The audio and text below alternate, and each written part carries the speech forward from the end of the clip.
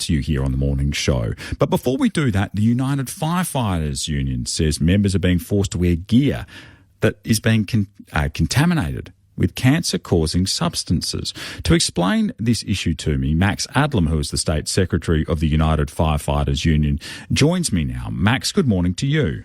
Good morning, Rory. Max, explain to us what this problem is. The problem is that our personal protective equipment, PPE, is hanging in the engine rooms and where the diesel vehicles park, run, warm up for periods of time. And we know from the science that diesel has diesel particulates, but also other toxic fumes that are settling particles on the PPE, which our members then wear. Now, people might think, oh, well, they're just wearing PPE. But our members are going to incidents where they are exposed to extreme temperatures. Those extreme temperatures mean that their skin pores open right up and things such as these toxic particles transpire through the skin and into their body, resulting in a far greater incidence of a whole range of cancers that our members are suffering from, including terminal cancers. So we're trying to get the PPE out of the engine rooms into other areas, and there is a long-term plan for that to happen. But meanwhile, we have a whole range of stations where that PPE is still hanging in the engine rooms and exposed to those toxic substances. So this has been a known issue that the Metropolitan Fire Service has been trying to address, though. Max. Very much so, very much so. And we're a bit frustrated. We keep writing and trying to get things done about it.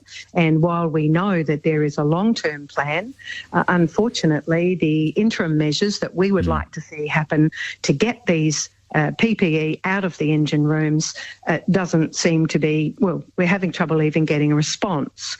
Now, we understand that the MFS is extremely squeezed for funding, and we think that's the problem. The same as the other week when we had the issue with allowances not being paid. Once again, there wasn't the resources within the organisation, and on that matter, the MFS manager who was in court giving evidence admitted that she had not asked for additional assistance because of the rules that you can't go beyond your budget, and the budget here is very, very, very thin. Just back on the issues with PPE and diesel now, the MFS says that worksite audits have found that the particulate levels are well below industry standards, but the service obviously remains committed to achieving zero diesel exhaust emissions. Your argument, though, Max Adlam, is that that's still a little way off and more needs to be done now. It's a long way off and it still needs to be done now. And when you talk about levels, it really matters what you're measuring and how you're measuring it. The more recent diesel engines are coming out with particulates that are far more minute than previous, and they know they are difficult to measure. They also know that they are measuring diesel particulates and not all the other toxic substances that is in the atmosphere there. And for people who might not be familiar with the personal protection equipment you're talking about, Max, what exactly are you mentioning here? Are we talking jackets, overalls, helmets? Is that what you're talking about?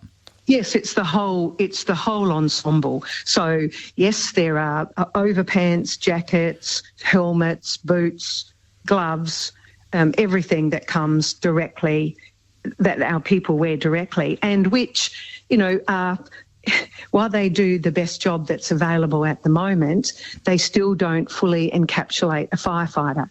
And so our firefighters are still exposed to these toxic substances. And, in South Australia, we're the lowest funded if you go back to Productivity Commission for an emergency service. So what we're seeing here is a first responder organisation that seems unable to respond. On the issue you raised the other week, when it comes to travel allowances, Max Adlam, has there been any development when it comes to the payment of those allowances since we last spoke? It would appear, we're hearing from members, that they are receiving responses to their emails that were sent last November. Over the last few days, people are now receiving emails setting out some of the payments. Some people are having difficulties because some of those appear not to be correct.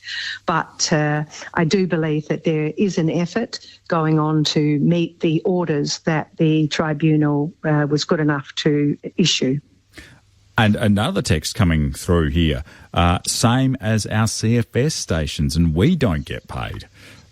So it might. Do you represent? I know there's the CFS Volunteers Association, Max Adlam, yes. But do you also represent paid and CFS members as well?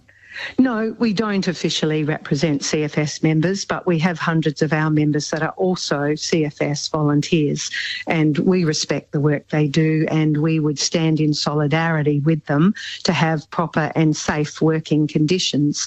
I can only speak, though, for our MFS employees. Yeah, and another text from David at Gawler regarding the PPE. Don't forget the Country Fire Service volunteers also have PPE hanging in engine bays and locker rooms. Max, when it comes to the temporary measures that you're talking about here, what are you seeking to get them out of the engine areas? Well, one of the interim measures that we've proposed in terms of doing it, fairly quickly, for example, up at Port Pirie, it's been put forward again and again that a transportable would be an appropriate solution in the interim period to get the PPE out of the engine room and into that. But we just don't seem to be able to get a response confirming that that is going to happen. And meanwhile, the situation continues. And another issue here on the question of PPE, back with the CFS, at least the MFS have their PPE laundered. The CFS have only recently had access to PPE laundering, and it's a shambles with gear not being returned or lost. That might be something we might follow up as well. If you don't mind, the MFS is having exactly the same issue. I absolutely support the laundering for the CFS firefighters. They are no less firefighters than our people. Our people are probably more often going and to different incidents as well. But firefighters stand together. We're a family. Whether you're paid or unpaid, to our people, you're a firefighter, and we would want the same safety precautions.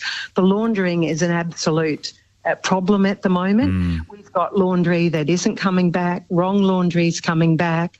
I was shown a great big pair of extra large pants that have come back twice to one of our smallest women firefighters last week, and it's simply unacceptable. And I understand from management that they are trying to address it, but I'm not sure how effective that is. It's been going on for a while. So I would think both CFS and MFS are both very much affected by that.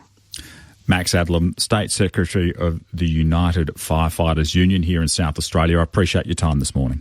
Thanks, Rory.